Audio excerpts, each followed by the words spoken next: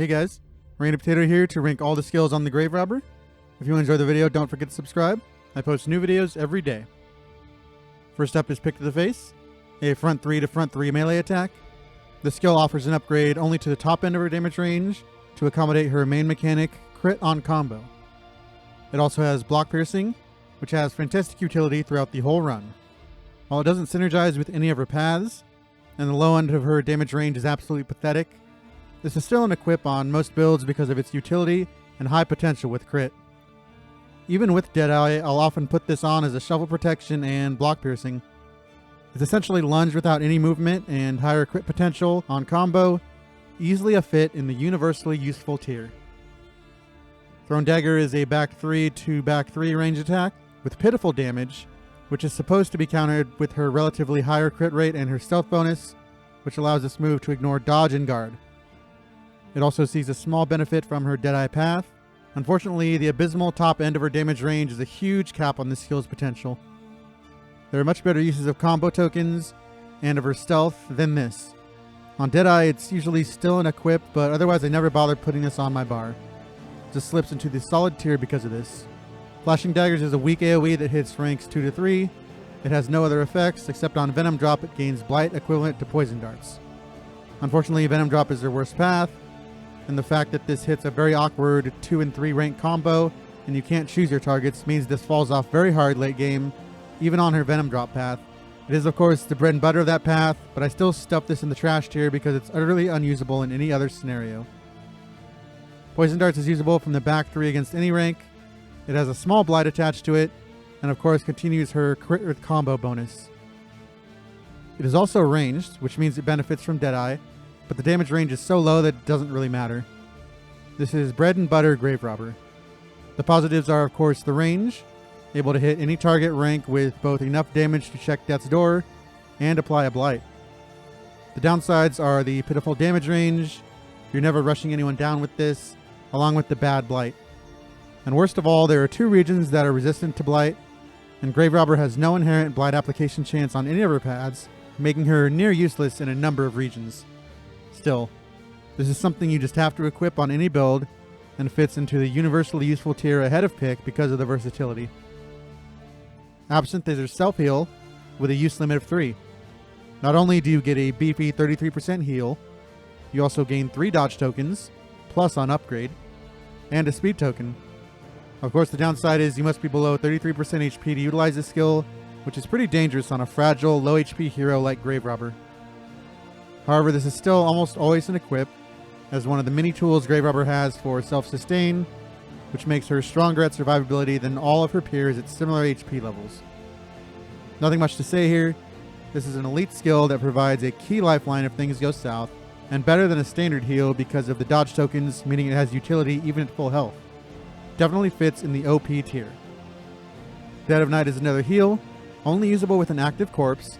This skill removes the corpse and gives Grave Robber a 33% heal with no threshold, along with 2 stealth tokens, and a whopping 50% heal and 1 point stress heal on upgrade. Another absolutely insane sustain move, not only healing you, and able to top yourself off at any HP level unlike Absinthe, but also provides 2 stealth for survivability and to enable some of your more powerful abilities. The downside is of course there must be a target corpse, which means this is a dead button in all boss fights. Despite this, it's an auto-equip in every scenario outside of that, and fits cleanly in the OP tier. I put it just behind Absinthe because, as just stated, it can't be used against bosses. Glint in the Dark is a front 3 to front 3 rank ranged attack that essentially does no damage. Unmastered, it's similar to Wicked Slice in that it ignores 20% death blow resistance, however it also removes stealth. On upgrade, however, this becomes a very unique skill, allowing you to bypass death's door completely if you're stealthed. The main issue with this skill is it's quite niche. The stealth removal is only relevant in the sluice and against Act 1 cultists, but even then the damage is quite pitiful and it's often not a great use of a turn. The death blow resistance ignore is nice, but unlike Wicked Slice, it's not a respectable damage move at all and often can't be fit on your bar for that one use case. The upgrade can be bonkers against certain bosses with high DBR. I'm looking at you, Mr. Exemplar. But again, it's very hard to set up, requiring you to be stealthed in the front 3 ranks, and your opponent must be at or very close to death already with the lowly damage on this ability. It's rarely an equip, but the high upside lets it sneak into the solid tier just below Dagger. Lunge is a melee attack usable from the back row against the front 3 ranks. It has a super wide damage range similar to Pick to the Face, with higher inherent crit and the ability to ignore dodge and block while stealth. It also receives a big buff from your Nightsworn path. Unfortunately, between the movement that can be awkward in a number of team comps, and the wide damage range that doesn't even have crit on combo, this ability is only usable on one build, Nightsworn. Of course, like any high range damage ability, it has great potential if you check a lot of boxes, and can be something to build an entire team around. But the effort and luck required to get this set up just right obviously keeps this out of the universal tier, and puts it at the top of the solid tier. Pirouette is a front row ranged AoE that does powerful damage, moves Grave Robber back 3, and gives her dodge and daze.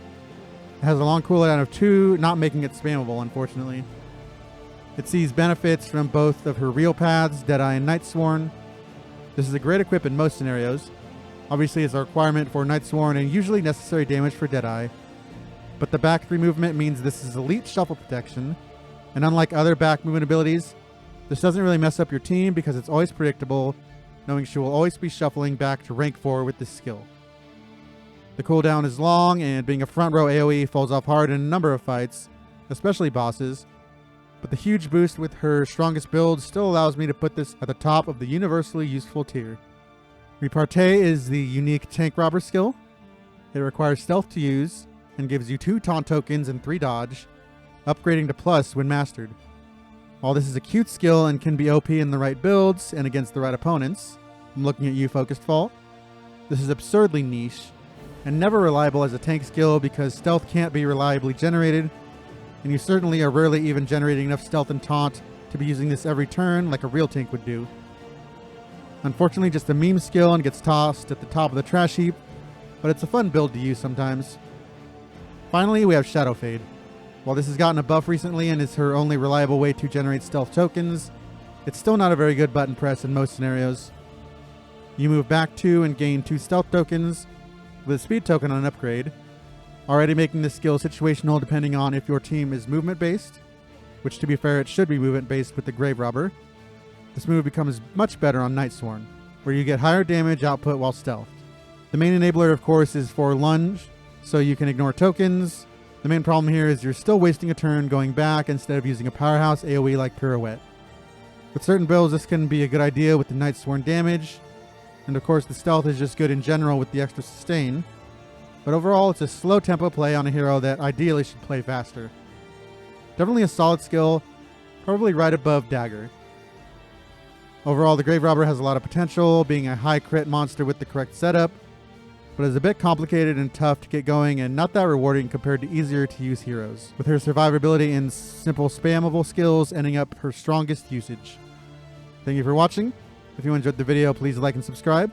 I post new content every day.